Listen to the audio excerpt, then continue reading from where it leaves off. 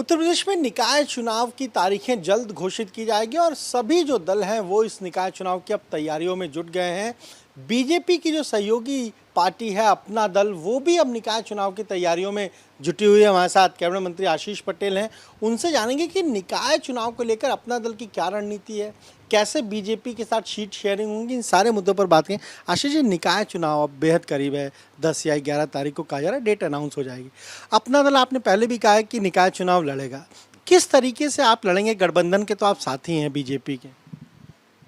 देखिए, अपना दल 2014 से भारतीय जनता पार्टी के नेतृत्व वाले एनडीए का उत्तर प्रदेश में सबसे अटूट और महत्वपूर्ण अंग रहा है और आगे भी हम सभी चुनाव एनडीए के अंग के रूप में लड़ेंगे।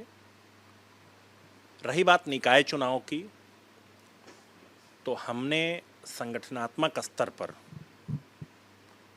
चिन्हित निकायों में हमने तैयारी की है और एनडीए के अंग के रूप में चुनाव लड़ने के लिए अपने सहयोगी दलों से बातचीत की प्रक्रिया जारी है और हमारा प्रमुख उद्देश्य है, हम संख्या पर विश्वास नहीं करते।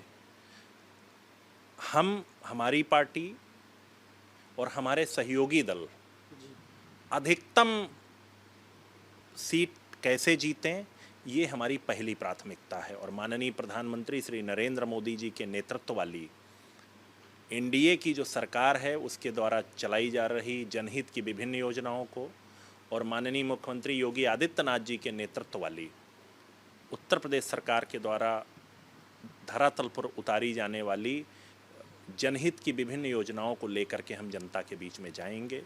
और हमारी नेता ने, आदरणीय अनुप्रिया जी ने, जिस प्रकार से सामाजिक न्याय का विषय लगातार उठा करके बहुत सारे पिछली सरकारों के कार्य अधूरे थे उनको करने का कार्य किया, ये सब विषय लेकर के हम जनता के बीच में जाएंगे।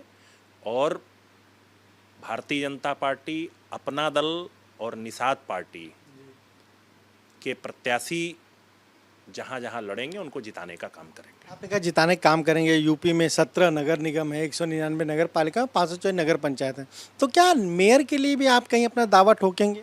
मैंने फिर आपसे कहा, हमारे लिए संख्या का कोई महत्व नहीं है। हमारे लिए महत्व ये है कि हम जहाँ अपना दल लड़े वो जीते, जहाँ भारतीय जनता पार्टी लड़े वो जीते, जहाँ निषाद पार्टी लड़े वो जीते। लेकिन अपने सिंबल पर आप लड़ाएंगे जरूर? निश्चित तौर पे हमारी ये है कि हम लोग एनडीए के अंग के रूप में तीनों दल मिलकर के लड़ें।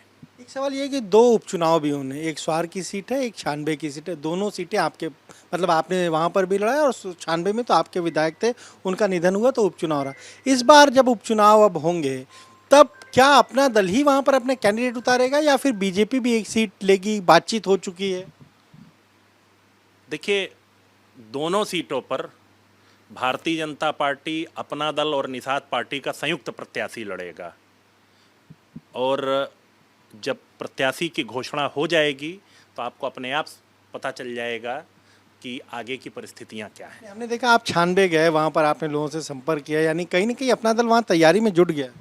छानबे ही नहीं, स्वार विधानसभा में भी कल हमारा कार्यकर्ता सम्मेलन हुआ।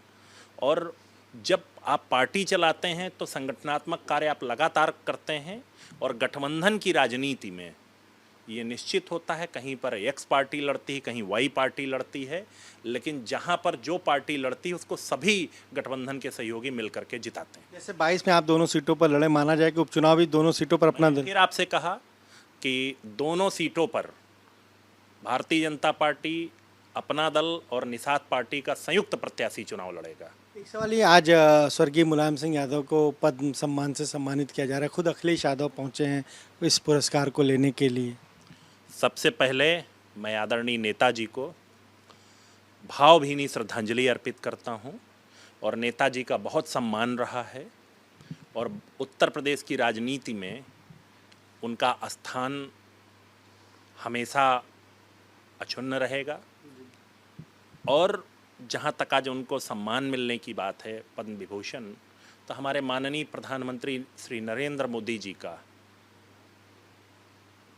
ये एक ऐसा रूप है कि जिस प्रकार से विपक्षियों का भी सम्मान करते हैं, ऐसा रूप भारत की राजनीति में बहुत कम देखने को मिलता है। मैं इसके लिए माननीय प्रधानमंत्री श्री नरेंद्र मोदी जी को और माननीय गृह मंत्री श्री अमित शाह जी को, दोनों को धन्यवाद देना चाहता हूं कि उन्होंने नेताजी को इस पुरस्कार के लिए चयनित करने का काम कराया है। और निश्चित तौर पे ये नेताजी जैसे एक बड़े राजनेता के लिए एक सच्ची श्रद्धांजलि है। लेकिन सपा के सांसद एमएलसी कह रहे हैं उनको भारत रत्न मिलना चाहिए। मैंने फिर आपसे कहा कि नेताजी का एक बहुत बड़ा उत्तर प्रदेश की राजनीति में स्थान रहा है। वो यहाँ के मुख्यमंत्री रह चुके हैं, केंद्र में रक्षा मंत्री रह चुके हैं। उनके इस स्थान को भर पाना बहुत आसान चीज़ नहीं रहेगी, लेकिन मैं फिर आपसे कह रहा हूँ कि हमारी सरकार ने उनको सम्मान देने का काम किया है और इसके लिए मैं प्रधानमंत्री श्री नरेंद्र मोदी जी का पुनः आपके माध्यम से आभार व्यक्त करना चाहता हूँ। आखिरी सवाल है, बीएसपी सुप्रीमो मायावती ने ट्वीट किया। उन्होंने कहा कि जो नारा लगाया जा रहा है, रायबरेली में लगाया गया, मिले मुलायम कांशीराम, वो दरअसल सपा का नारा था और बसपा को बदनाम करने के लिए इस तरह के नारे लगाए गए। देखिए, मेरा बहुत स्पष्ट मत है कि बाबा साहब भीमराव अंबेडकर साहब ने जो एक भारत का संविधान बनाया है, उस संविधान को धरातल पर लाने का और उसके आधार पर इस सामाजिक न्याय की जो एक मूल अवधारणा है, उस पर चलने का काम आदरणीय कांशीराम जी के नेतृत्व में किया गया। आदरणीय कांशीराम जी का उत्तर प्रदेश ही नहीं, भारत की राजनीति में स्थान भर पाना मुश्किल ही नहीं, नामुमकिन है। ऐसे महान व्यक्तित्व को सबसे पहले मैं भावपूर्ण श्रद्धांजलि अर्पित करता हूं। और मैं तो सिर्फ इतना कहूँगा कि सिर्फ किसी के नाम का इस्तेमाल कर लेना और किसी के नारे का इस्तेमाल कर लेने से उसकी विरासत कभी किसी को मिली नहीं है। उसके लिए सबका साथ और सबको भागीदारी देनी पड़ेगी। और पिछड़ों के, विशेष रूप से मैं कहूँगा, पिछड़ों को उनका अधिकार देना पड़ेगा। और सिर्फ कहने से काम नहीं चलेगा। मैं तो अपने समाजवादी पार्टी के साथियों को याद दिलाना चाहता हूँ कि जब वो सत्ता में 4 बार सत्ता में रहे, केंद्र की सत्ता में भी उनकी महत्वपूर्ण भागीदारी रही है, उस समय उन्हें सामाजिक न्याय की याद क्यों नहीं आई। तो ये आपने सुना क्या कहना है कैबिनेट मंत्री आशीष पटेल का। साफ तौर पर कह रहे हैं कि अपना दल जो है वो निकाय चुनाव में भी अपने कैंडिडेट उतारेगा अपने सिंबल पर, और जो दोनों उपचुनाव हो रहे हैं स्वार में और 96 में, वहाँ पर भी जो गठबंधन है वो मजबूती के साथ चुनाव लड़ेगा। कैमरे प्रमोद के साथ अनुभव शुक्ला, एपी गंगा, लखनऊ।